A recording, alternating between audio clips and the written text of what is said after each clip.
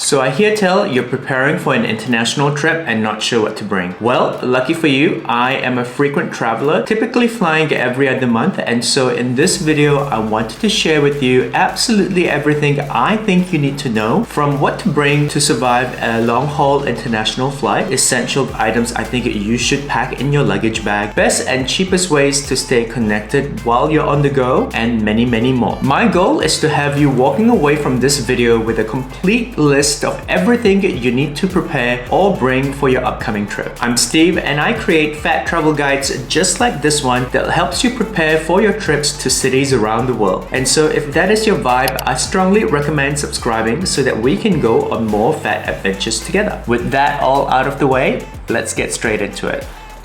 And let's start from the very beginning of your trip. If you're watching this and subscribe, there's roughly about 20% of you from the United States. And so there's a very good chance that you're in for a very long haul flight if you plan to be visiting Japan, Korea, or one of the countries in Asia that I've previously featured on my channel. So let's get you ready for that flight. So let's start with this. This toiletry bag may not look like a lot, but I assure you it contains absolutely everything I need for a long haul flight. Let me show you what's in it. This first one's gonna sound a little bit silly, and I certainly thought it was so when Naomi Campbell first did it way back before the pandemic, but not so much anymore, and that is some disinfecting wipes. I usually give my seat handles, TV screen and everything around it a good little wipe with one of these before I sit down. And next up, we've also got some trusty hand sanitizer. I never travel without it nowadays. The next one here sounds so trivial until you have to fill in a customs immigration form, and that is a pen. So I usually always catch the overnight flights so that I can arrive in the morning and make the most of my first day in whatever city I travel to. So once I've kind of settled in for my long haul flight, I will wash my face with a little face wash, and I also have a little towel in here. And once everything's off, I usually just put on some moisturizing cream, as the airplane air can be quite drying. This one's my go-to, the Chica Plus. I usually just get it from Chemist Warehouse. I'm in Australia, but you can get it basically at any pharmacy. You can even get it at Olive Young if you're in Korea. And I always pair the moisturizing cream with some lip balm. Nothing too fancy. This is just a Vaseline one that I got from the pharmacy as well. And you don't want to forget about your teeth. I always have a little toothbrush, a little toothpaste, and also a little mini floss. And once it's about 1 or 2 hours before the plane is set to land, I usually wash my face again and put on some trusty sunscreen. Again, nothing fancy. This is just a La Roche-Posay one that I got from Chemist Warehouse. And then next up, I'm not sure about you, but I'm not a huge fan of the earphones they provide on the airlines, and I typically like to bring my own. So I have this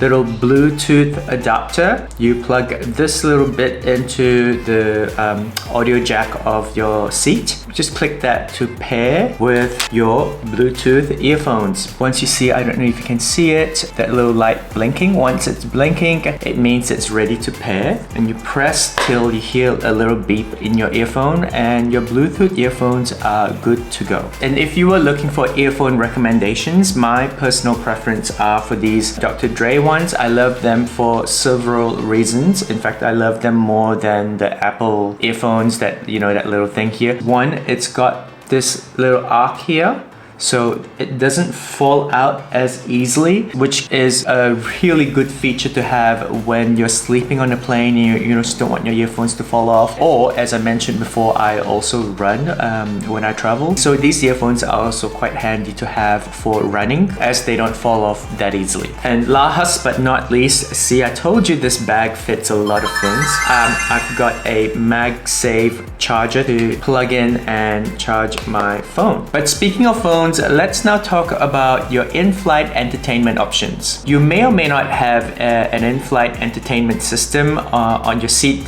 depending on the airline you're flying with. But for me personally, whether or not I have an in-flight entertainment system, I do like to pre-download some Netflix episodes on my phone to watch, as well as download some music on my Spotify. But having said that, I do like to have options, so I will also have my Kindle handy and fully charged when I'm on a long-haul flight. But what about essentials that I always pack for a trip? Let's now talk about that. And there's perhaps no item more essential for your trip than your trusty phone. After all, you will be using it in the very minimum to navigate your way through a new city. But to use your phone, you will need two things: a charged phone and an active mobile data connection. For a charged phone, you're gonna need some power banks on standby. I usually have two. One's a MagSafe clap-on charger like this, which is convenient as I can keep using my phone whilst it's charging. But I also have this one for a few reasons. One, when it's fully charged, it can recharge my phone twice. But also, as it is a multi-port charger, I can also charge things like my camera battery and my earphones. I simply just plug them in like so and chuck it in my bag so that it can keep charging while I'm on the go. Another reason why I like this is because it doubles as my MacBook's charger. So I usually charge up this power bank like so at the end of the day in my hotel room whilst using my MacBook. But what about mobile data? There are generally four options when it comes to this, which are international roaming, a physical SIM card, an eSIM card, or a mobile data hotspot. So let's get the easiest one out of the way, which is international roaming. You can simply turn on roaming on your phone, depending on the roaming plans provided by your telco provider and how long you plan to travel for. This could actually be the best option for you. Other options such as the physical SIM card and a mobile data hotspot tend to require you to spend a bit of time at the airport upon arrival, which is why my personal preference these days are for an eSIM card. Most phones come with an eSIM slot nowadays. If you're not sure if your phone has eSIM capabilities, you can either try to see if the phone has an eID, which looks a little bit like this, or simply check with your telco provider. The eSIM slot allows your phone to take on a second network, and if you're a subscriber, you probably already know that I'm gonna start talking about Allo and how it has eSIM plans to cover almost any country you plan to travel to. But plot twist, I actually started researching eSIM provider options now that I travel so much, just to compare their plans and see if there was a cheaper alternative for me out there. I came across Holofly, which I feel in some situations could be a better alternative for you. To compare these two, let's use an example. Let's say if I'm going to Japan. If you look at Allo's eSIM coverage, their plans are limited by the number of days and also has a mobile data limit. And whilst Holofly is also limited by a certain number of days, as you can see here, it actually offers unlimited mobile data for the entire duration of your package. Yes, the pricing of Holofly is slightly higher, but if you plan on using a lot of mobile data or are traveling with family or a lot of friends that you're able to share that mobile data with, this could actually end up being a better option for you. If you choose to go with Allo, I can get you $3 off your first purchase. Simply use the code on the screen here while purchasing. If you plan to go with Holofly though, I can also get you 5% off your first purchase. Simply use this code when purchasing. Now that we've got the essentials out of the way, let's talk packing. And if you're like me, you will usually start your vacation with your luggage bag looking like this. And within like 1 or 2 days, your luggage bag is gonna look like this, where you don't know what is where and how to find things. And that's why packing cubes have been an absolute lifesaver for me. It helps me keep all my individual shirts, pants, underwear, shoes in separate compartments, making it not only easy to locate, but also easier to pack. But what about clothing? The specifics of what you should pack clothing-wise obviously depends on the weather of the country you're traveling to, but generally speaking, I like to travel with clothes that require very little to no ironing. For the smart casual stuff, my go-to is these Zara no iron ones. They literally do not crumple, no matter how you fold them in your luggage bag. Sometimes I still use the iron to kind of smooth out the collar bits before wearing them, but generally speaking, they honestly are just just pull out from your luggage bag, put on and go. As I also tend to work out when I'm traveling, I also like these workout clothes. These ones are from Uniqlo for a few reasons. One is that, again, it requires very little ironing, but also because of the wicking material that's used on this shirt, it also is very easy to wash. So if I'm going for like a long trip, I don't have to pack multiple changes of workout clothes. I will just bring, let's say, 2 or 3 and just wash them as I go. Aside from clothes, an absolutely unmissable item is a comfortable pair of walking shoes, because no matter where you're traveling to, you're going to be doing a lot of walking. As I mentioned before, I also work out a little bit, so my walking shoes will be the same shoes that I use for running, and it doesn't need to be a specific brand, but mine are just these New Balance ones. But what if you go a little overboard with shopping and towards the end of your trip realize, crap, like I've run out of luggage space? And yes, it has happened to me before when I went a little overboard at Olive Young in Korea. Luckily, this never leaves my luggage bag. What is it I hear you say? Well, it is a collapsible travel bag. To use, simply unzip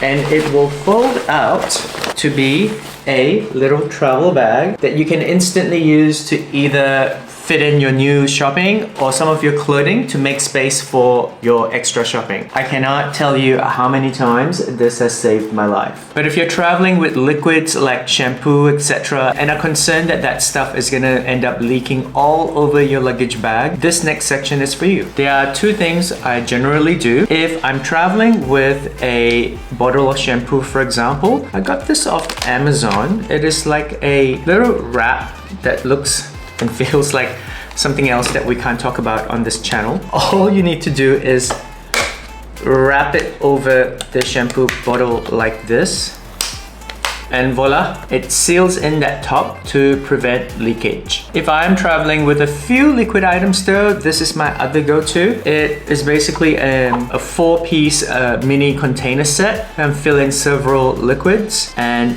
it already comes with tops that seals in the liquid, but what I like about this is that it comes with a little extra plastic cover to snap and double seal the liquids to prevent spillage. And this next one I put here simply because I couldn't work out which section to put it in. But for me, I think this is absolutely essential, especially if you have a credit card or a card that's equipped with RFID technology. For those who don't know, RFID is basically the technology that allows you to use your card to scan and pay for items. But the risk of this is that anyone can use a scanner to scan your data if they're in proximity to you. And that is why I always travel. This is my little trusty card wallet. I always travel with an RFID blocking card, and it does exactly what you think. It basically blocks these scanners from picking up any pieces of information from your cards. I highly recommend you put one not just in your wallet but also in your passport holder as well. I know that this video is a bit different than my usual videos, but I do hope that you found it insightful and informative. If you did, don't forget to like, comment and subscribe. It really does help in appeasing those YouTube algorithm gods, but honestly what's more important is that it makes my day as a content creator. And if you got to this point of the video,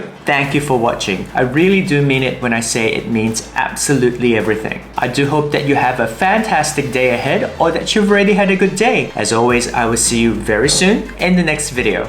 Ciao!